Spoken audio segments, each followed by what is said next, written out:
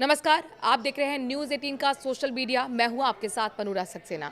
तमिलनाडु में नई सरकार के गठन का पूरा मामला उलझ गया है। विधानसभा चुनाव में सबसे बड़ी जीत हासिल करने वाले एक्टर विजय की पार्टी टीवी के सरकार बनाने के लिए जादुई आंकड़े को हासिल करने में विफल रही है। 234 सदस्य विधानसभा में उसको 108 सीटें मिली हैं, लेकिन सरकार बनाने के लिए 118 का जादुई आंकड़ा चाहिए।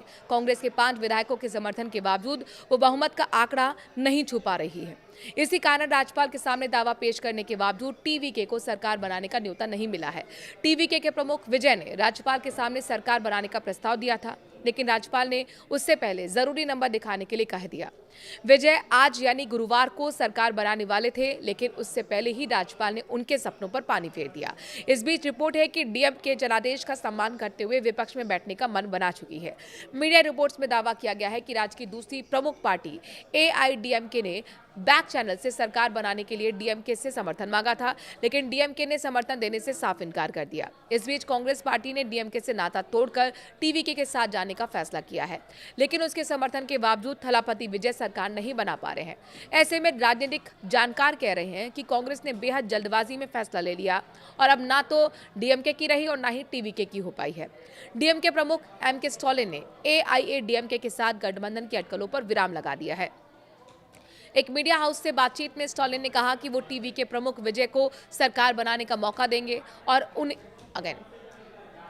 और अगले 6 महीने तक उनकी सरकार को परेशान नहीं करेंगे। स्टालिन के इस बयान के बाद डीएमके और एआईएडीएमके के बीच संभावित गठबंधन को लेकर चल रही तमाम अटकलों पर फिलहाल विराम लग गया है।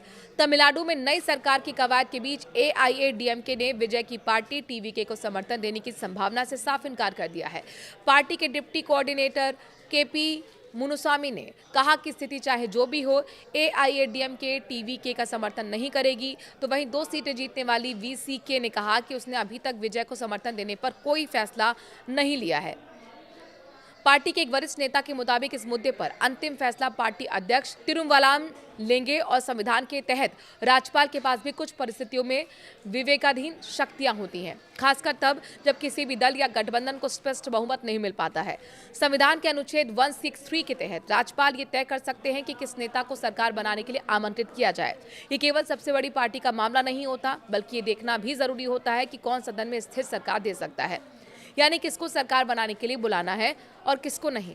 ये बात पूरी तरह से राज्यपाल के स्वविवेक पर निर्भर करता है।